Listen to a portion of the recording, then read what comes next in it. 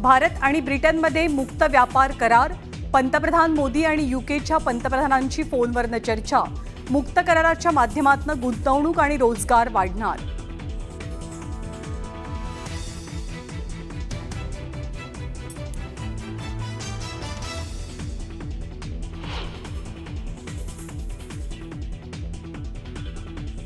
पाकिस्तानच्या विरोधात कतारचा भारताला पूर्ण पाठिंबा.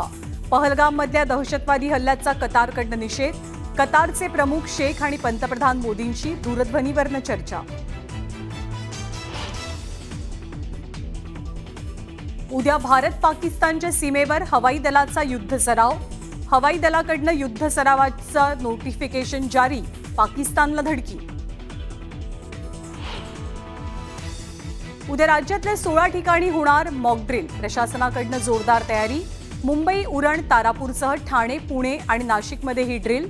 न्यूज 18 लोकमतवर मॉकड्रिलचे प्रत्येक अपडेट्स. देशाची आर्थिक राजधानी मुंबईतही उद्या पार पडणार मॉकड्रिल.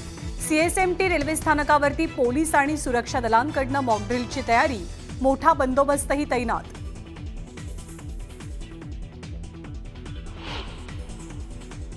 जम्मूतल्या शाळांमध्ये मॉकड्रिलची प्रात्यक्षिकं. आपत्कालीन परिस्थितीमध्ये घेतल्या जाणाऱ्या सुरक्षेसंदर्भात विद्यार्थ्यांना दिले गेले धडे.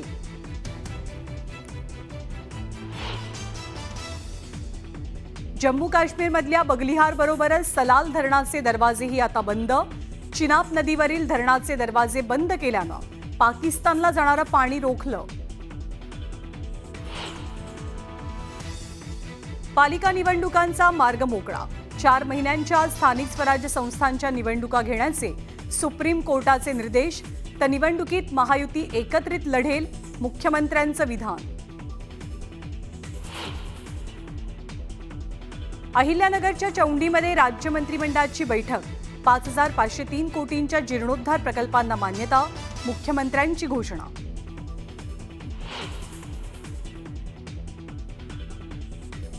मुलींसाठी स्वतंत्र ITI. धनगर समाजाच्या विद्यार्थ्यांसाठी यशवंत योजना. नामांकित शाळांमध्ये प्रवेश. तर तुळजापूर मंदिरासाठी 165 कोटींचा निधी. मंत्रिमंडळाच्या बैठकीत मोठे निर्णय.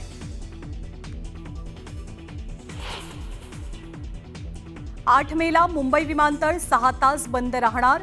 मान्सूनपूर्व देखभाल दुरुस्तीच्या कामांसाठी सकाळी 11 ते संध्याकाळी 5 वाजेपर्यंत रनवे बंद. आणि मनमाड, नांदगाव, येवल्यासह चांदवडमध्ये वादळी वाऱ्यासह अवकाळी पावसाचा कहर. पावसासोबत जोरदार गारपीट. घरांसह शेतीचंही मोठं नुकसान. वीज पुरवठा खंडित. आढावा.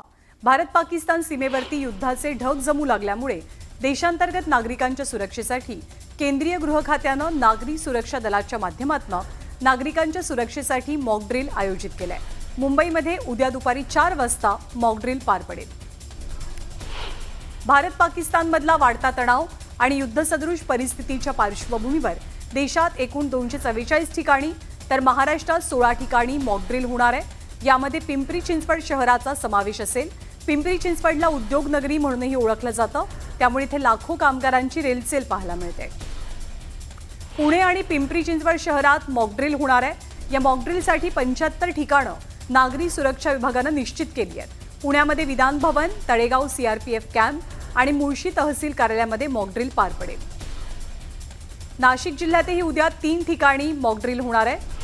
नाशिक, मनमाड आणि सिन्नरमध्ये मॉकड्रिलची तयारी पूर्ण झाली आहे. नाशिक सुरक्षेच्या दृष्टीनं संवेदनशील आणि महत्त्वाचं ठिकाण आहे. त्यामुळे नाशिकमध्ये सुद्धा मॉकड्रिल पार पडेल. भारतानं पाकिस्तान विरोधात मोठ्या निर्णायक लष्करी कारवाईची तयारी सुरू केली आहे.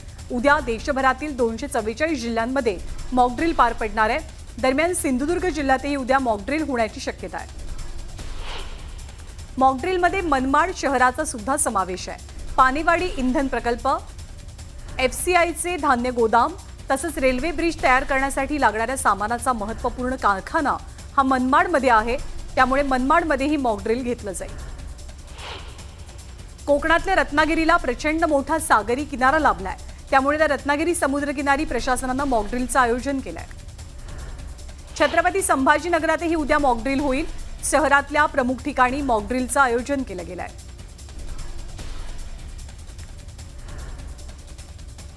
तर देशभरातल्या काही निवडक शहरांमध्ये उद्या मॉकड्रिल पार पडणार आहे। यामध्ये महाराष्ट्रातल्या नाशिक जिल्ह्यातल्या 3 शहरांसह इतर महत्त्वाच्या परिसराचाही समावेश आहे। नाशिक जिल्ह्यातील नाशिक, सिन्नर आणि मनमाड यांचा समावेश मॉकड्रिलमध्ये केला गेला आहे। नेमकं या शहरांमध्ये मॉकड्रिल होण्याचं कारण काय याचा आढावा घेतला आमचे प्रतिनिधी लक्ष्मण घाटोळ यांनी। नाशिक जिल्ह्याचा समावेश नेमका का करण्यात आला आहे, त्याची महत्त्वाची कारणं काय ती देखील समजून घेणं आवश्यक आहे। यामध्ये नाशिकमध्ये असलेलं तोफखाना केंद्र, ज्याला आर्टिलरी सेंटर असं आपण म्हणतो, हे आर्टिलरी सेंटर हे भारतातलं सर्वात मोठं आर्टिलरी सेंटर आहे आणि म्हणून या सगळ्यामध्ये नाशिकचा समावेश करण्यात आलेला आहे। त्याचबरोबर हिंदुस्तान एरोमॅटिक लिमिटेड अर्थात एचएल जो लढाऊ विमानं बनवणारा कारखाना नाशिकमध्ये आहे, ज्या ठिकाणी सुखोईसारखी लढाऊ विमानं तयार होतात, एकलहरे औष्णिक प्रकल्प या ठिकाणी आहे, India security currency note press नाशिकमध्ये आहे आणि म्हणून या नाशिकचा समावेश यामध्ये करण्यात आलेला आहे। त्याचबरोबर मनमाड शहराचा देखील या मॉकड्रिलमध्ये समावेश करण्यात आलेला आहे। मनमाड शहराचा समावेश नेमका का करण्यात आला आहे त्याची देखील महत्त्वाची कारणं आहे, ती म्हणजे महाराष्ट्रातला सर्वात मोठा ऑइल रिझर्व्ह डेपो जो आहे तो मनमाडमध्ये आहे। संपूर्ण महाराष्ट्रासह देशाच्या उत्तर भागामध्ये पेट्रोल आणि डिझेलचा पुरवठा केला जातो आणि म्हणून मनमाडचा समावेश यामध्ये करण्यात आलेला आहे। त्यामुळे उद्या होणारे हे मॉकड्रिल नेमकं कसं असेल याबाबत प्रशासन पुढच्या काही तासांमध्ये आपली स्पष्ट माहिती जी आहे ती सादर करेल आणि त्यानंतर उद्या संपूर्ण भारतात ज्या पद्धतीनं मॉकड्रिल होईल त्याच पद्धतीनं महाराष्ट्रातल्या वेगवेगळ्या शहरांमध्ये मॉकड्रिल होईल आणि त्यात नाशिक आणि भुसावळ या 2 शहरांचं मॉकड्रिल देखील महत्त्वाचं असणार आहे। व्हिडिओ जर्नलिस्ट हेमंत बागुलसह लक्ष्मण घाटोळ, न्यूज 18 लोकमत, नाशिक। आणि आज मॉकड्रिलवरनं संजय राऊतांनी केंद्र सरकारवरती आता हल्लाबोल केलाय। आमचा युद्ध सराव होईल म्हणजे आम्हाला हातात बंदुका देणार आहात का, असा खोचक सवाल त्यांनी सरकारला विचारला। तर युद्ध सरावात वेळ घालवण्याचा केवळ प्रयत्न सुरू आहे असा हल्लाबोलही त्यांनी केला। मॉकड्रिलच्या मुद्द्यावरनं विजय वडेट्टीवारांनीही जोरदार टीका केली आहे। हल्ला होऊन इतके दिवस उलटले तरीही अतिरेकी सापडत का नाहीत, अतिरेकी सीमेच्या आत आहेत की बाहेर, हा सवालही त्यांनी उपस्थित केला। कतारनं भारताला पाठिंबा दिलाय। सुरुवातीला कतारनं एक संतुलित दृष्टिकोन किंवा संतुलित भूमिका घेतली होती, मात्र आता पंतप्रधान नरेंद्र मोदींशी बोलताना कतारनं भारताला पूर्ण पाठिंबा दिलाय। अलीकडेच कतार आणि भारत धोरणात्मक भागीदार बनलेत। काही मुस्लिम देश पाकिस्तानच्या पाठीमागे उभे असताना कतारनं दिलेला पाठिंबा हा अतिशय महत्त्वाचा मानला जातोय। संयुक्त राष्ट्र संघटनेनं पाकिस्तानला चांगलं सुनावलंय। लष्कर-ए-तोयबावरनं पाकिस्तानची चांगलीच खरडपट्टी काढली गेली आहे। पहलगाम हल्ल्याबाबत भूमिका तपासण्याचे निर्देशही दिले गेलेत, तर पाकिस्ताननं भारतावरती केलेले आरोप खोटे असल्यानं तेही त्यांनी फेटाळून लावले। संयुक्त राष्ट्रसंघाच्या बैठकीत पाकिस्तानची चांगलीच फजिती झाली। संयुक्त राष्ट्रसंघाच्या बैठकीतनं पाकिस्तानला रिकाम्या हातानं परतावं लागलं। पाकिस्तानने या बैठकीत भारताच्या कारवाई संदर्भात कांगावा केला, पण याबद्दल संयुक्त राष्ट्रसंघाकडनं कोणतंही वक्तव्य केलं गेलं नाही। त्यामुळे पाकिस्तानचे सगळे मनसुबे हे धुळीला मिळाले। भारतासोबतचा तणाव वाढल्यानंतर जागतिक पातळीवर पाकिस्तान एकटा पडलाय। भारताच्या कारवाईच्या भीतीनं पाकिस्तान जागतिक पातळीवर समर्थन वाढवण्याचा प्रयत्न करतोय आणि याचाच एक भाग म्हणून पाकिस्ताननं आता युनायटेड किंगडम समोर, UK समोर मदतीसाठी साकडं घातलंय। भारतासोबत तणाव वाढल्यानंतर पाकिस्तानच्या अडचणी काही कमी होताना दिसत नाहीयेत। आता रेटिंग एजन्सी मूडीजच्या अहवालात पाकिस्तानला इशारा दिला गेलाय। भारतासोबत तणावाचा थेट फटका पाकिस्तानच्या विकासाला बसेल असा हा इशारा आहे। या तणावामुळे पाकिस्तानचा विकास आणि आर्थिक प्रगती डबघायला येईल अशी भीती अहवालातनं व्यक्त झाली आहे। भारत-पाकिस्तान युद्धादरम्यान तणाव परिस्थितीत आणखी भर पडली आहे। पाकिस्तानच्या नौदलानं भारतीय नौदलाच्या टेहाळणी विमानाचा व्हिडिओ ट्विट केलेला आहे। भारताच्या संभाव्य हल्ल्याच्या भीतीनं पाकिस्तानची झोप उडाली आहे। यामुळेच घाबरलेल्या आणि बिथरलेल्या पाकिस्ताननं संसदेचं विशेष अधिवेशन बोलावलं। यावेळी बोलताना जमियत उलेमा इस्लामचे नेते फजल उल रहमान यांनी सरकारला खडे बोल सुनावले। युद्धाची ठिणगी कधी पडू शकते, पण पाकिस्तानचे सत्ताधारी याबाबत फारसे गंभीर दिसत नसल्याचं रहमान यांनी सुनावलं। भारताकडनं जोरदार प्रत्युत्तर मिळण्याच्या भीतीनं पाकिस्तानमधले नेते हे आता त्यांची घाबरगुंडी उडाली आहे। यामुळे घाबरलेल्या पाकिस्तानच्या नेत्याकडनं चिथावणीखोर भाषणं आणि वक्तव्य केली जात आहेत। भारत कधीही LOCवरती हल्ला करू शकतो असा दावा पाकच्या संरक्षण मंत्र्यांनी केलाय आणि जर असा हल्ला झाला तर भारताला सडेतोड उत्तर देऊ अशी धमकीही ते देत आहेत. भारताच्या वॉटर स्ट्राईकनं पाकिस्तानमध्ये खळबळ माजली आहे. भारतानं चिनाब नदीचं पाणी रोखल्यानं पाकिस्तानच्या सिंधू नदी प्रणाली प्राधिकरण अर्थात IRSAनं चिंता व्यक्त केली आहे. पाणी अडवल्यानं पाकमधील खरीप पिकांना याचा मोठा फटका बसेल अशी भीती व्यक्त होते. भारत आणि पाकिस्तानच्या दरम्यान आजवर 3 युद्ध झाली आहेत, पण या 3ही युद्धाच्या दरम्यान सिंधू पाणी करार स्थगित झालेला नव्हता. पण आता पाकिस्तानला धडा शिकवण्यासाठी हा पाणी करार भारतानं रद्द केला. याचा मोठा परिणाम पाकिस्तानवरती जाणवतोय. पाण्याचा ओघ कमी झालाय, त्यामुळे पाकिस्तानची अवस्था बिकट बनली आहे. राष्ट्रीय सुरक्षा सल्लागार अजित डोवाल यांनी पंतप्रधान मोदींची भेट घेतली. या दोनही व्यक्तींमध्ये जवळपास 40 मिनिटं चर्चा झाली. या बैठकीत पाकिस्तानवर कशा पद्धतीनं हल्ला करायचा याची रणनीती निश्चित झाली असल्याची माहिती आहे. DRDO आणि भारतीय नौदलानं मल्टी इन्फ्लुएन्स ग्राउंड माईनची चाचणी यशस्वीपणे पार पाडली. ही प्रणाली भारतीय नौदलाच्या समुद्राखालील युद्ध क्षमतांमध्ये आणखी भर टाकणार आहे. भारत आणि पाकिस्तानमधला तणाव प्रचंड वाढलाय. यावेळी संयुक्त राष्ट्रसंघाचे प्रमुख अँटोनियो गुटेरेस यांनी चिंता व्यक्त केली. दोनही देशांमधला तणाव मागच्या काही दिवसांमध्ये प्रचंड वाढलाय. यामुळे कधीही युद्धाची ठिणगी पडू शकते अशी परिस्थिती आहे. संयुक्त राष्ट्रसंघानं दोनही देशांना संयम राखण्याचं आवाहन केलंय. पहलगामच्या हल्ल्यानंतर काश्मीरमध्ये पर्यटकांचा ओघ सुरूच आहे. टेररिझमला टुरिझमनं प्रत्युत्तर देण्याचं देशातल्या नागरिकांनी ठरवलंय. काश्मीर भारताचा अविभाज्य भाग असून आम्ही अशा भ्याड हल्ल्यांना घाबरून इथे येणं बंद करणार नाही असा संदेश या पर्यटकांच्या माध्यमातून दिला जातोय.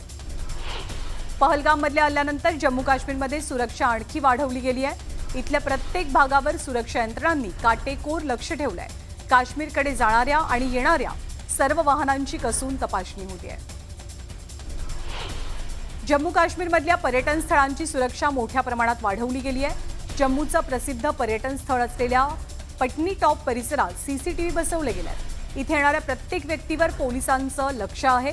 बुलेट प्रूफ जॅकेट आणि हत्यारांनी सुसज्ज असे जम्मू काश्मीर पोलिसांचे जवान इथे तैनात पाहायला मिळतात. पुढच्या 4 महिन्यात स्थानिक स्वराज्य संस्थांच्या निवडणुका होतात. जसं विधानसभेला मेरिटमध्ये पास झालो तसं स्थानिक स्वराज्य संस्थेला आपल्याला मेरिटमध्ये यायचंय असं वक्तव्य राज्याचे मुख्यमंत्री देवेंद्र फडणवीस यांनी चौंडीत बोलताना केलं आहे. जळगावमध्ये माजी मंत्री सतीश पाटील आणि गिरीश महाजन यांच्यात चांगली जुंपली. आपल्या सख्ख्या पुतण्याला तुम्ही तुमच्या पक्षात नेलं तेव्हा कुणाला विचारलं होतं का असं म्हणत सतीश पाटलांनी गिरीश महाजनांना टोला हाणला. ठाकरे गटाला गेल्या काही दिवसांपासून कोकणात गळती लागली आहे. अशातच माजी केंद्रीय मंत्री अनंत गीते यांनी राजकारणात पुन्हा सक्रिय होण्याची इच्छा व्यक्त करत उद्धव ठाकरेंकडे कोकणाची जबाबदारी मागितली आहे. रायगडमध्ये एसटी कामगार संघटनेच्या अधिवेशनात भरत गोगावले आणि सुनील तटकरे यांच्यात जुगलबंदी रंगली.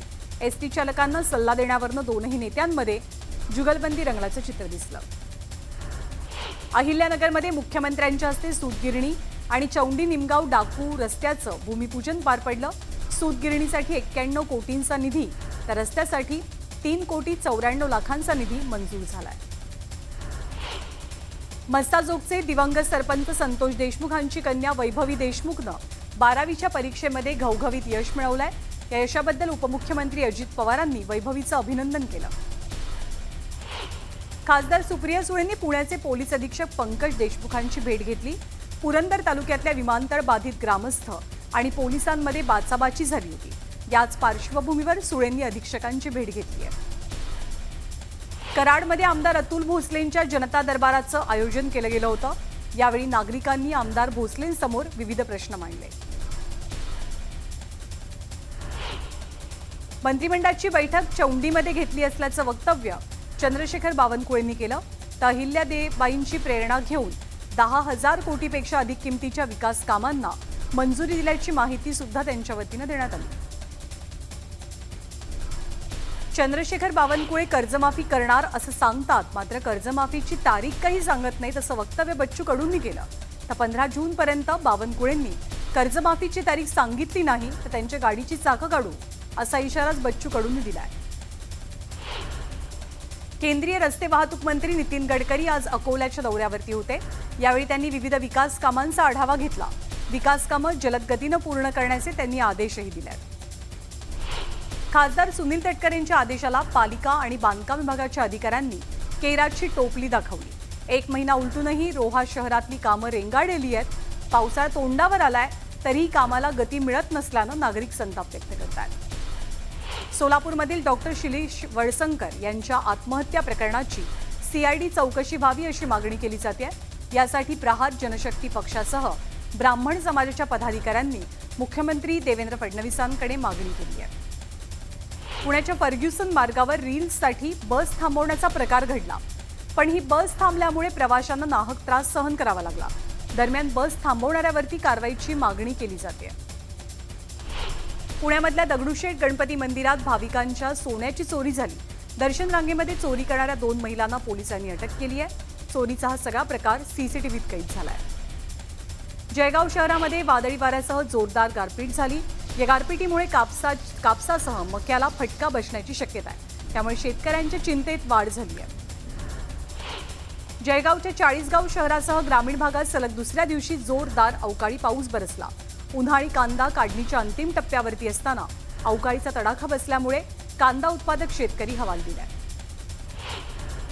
नांदेडमध्ये वादळी वाऱ्यामुळे केळीचं मोठं नुकसान झालंय. बेटसावंगी, कपिलेश्वर, मोहपूर, सांगवी, गंगाबेट, दगडगाव आणि पिंपळगावात केळीच्या बागा उद्ध्वस्त झाल्या. दरम्यान आमदार आनंद बोंढारकरांनी या नुकसानीची पाहणी केली आहे. नाशिकच्या चांदोरी सायखेडामध्ये गारपिटीसह अवकाळी पावसानं हजेरी लावली. या पावसामुळे नागरिकांना उकाड्यापासून काही अंश दिलासा मिळालाय, पण शेती पिकांचं नुकसान झाल्यामुळे शेतकरी हैराण आहे. नंदुरबार जिल्ह्यामध्ये अवकाळी पावसानं जोरदार हजेरी लावली. त्यामुळे शेती पिकांचं नुकसान होणार असल्यानं शेतकऱ्यांमध्ये चिंतेचं वातावरण आहे. पुढचे 5 दिवस पावसाचा अंदाज हवामान खात्याकडनं व्यक्त झालाय. बुलढाणा जिल्ह्यामध्ये अवकाळी पावसामुळे जनजीवन विस्कळीत झालंय. अनेक ठिकाणी गारपीट सुद्धा झाली आहे. त्यामुळे फळबागांना मोठा फटका बसलाय. बीडच्या टाकरवन परिसरात वादळी वाऱ्याचा आंबा उत्पादकांना फटका बसतोय. यामुळे आंबा उत्पादक शेतकऱ्यांचं आर्थिक नुकसान झालंय. दरम्यान नुकसान भरपाई द्यावी अशी मागणी शेतकऱ्यांची आहे. अहिल्यानगर जिल्ह्यामध्ये अवकाळी पावसानं हजेरी लावली. कोपरगाव, राहता, राहुरी या तालुक्यांना अवकाळीसह गारपिटीचा तडाखा बसला. त्यामुळे फळबागांसह कांदा उत्पादकांची चिंता वाढली आहे. हिंगोली जिल्ह्यामध्ये झालेल्या वादळी वाऱ्यासह अवकाळी पावसामुळे केळी पिकाचं मोठ्या प्रमाणात नुकसान झालंय. तोडणीला आलेली केळीची बाग आडवी झाली आहे आणि शेतकरी हवालदिल झालाय. वाशिम जिल्ह्यात वाढत्या तापमानामुळे पाणीसाठ्यात प्रचंड घट झाली आहे. यामुळे नागरिकांना पाण्यासाठी टँकरवरती अवलंबून राहावं लागतंय. टँकरचं पाणी विकत घ्यावं लागत असल्यानं नागरिकांच्या खिशाला फटका बसतोय. दरम्यान ठोस उपाययोजना करण्याची मागणी नागरिक करतात. वर्ध्यामधील ग्रामीण भागात पाणीटंचाईच्या झळा भीषण बसतात. पाणीटंचाईवरती तोडगा काढण्यासाठी 33 विहिरींचं अधिग्रहण केलं गेलंय. कारंजा, हिंगणघाट या तालुक्यात सर्वाधिक विहिरींचं अधिग्रहण केलं जात आहे. बुलढाणा रेल्वे स्थानकावरती गोंधळ घालणाऱ्या एका महिलेला पोलिसांनी ताब्यात घेतलं. पुन्हा गोंधळ न घालण्याची समज या महिलेला पोलिसांकडनं दिली गेली.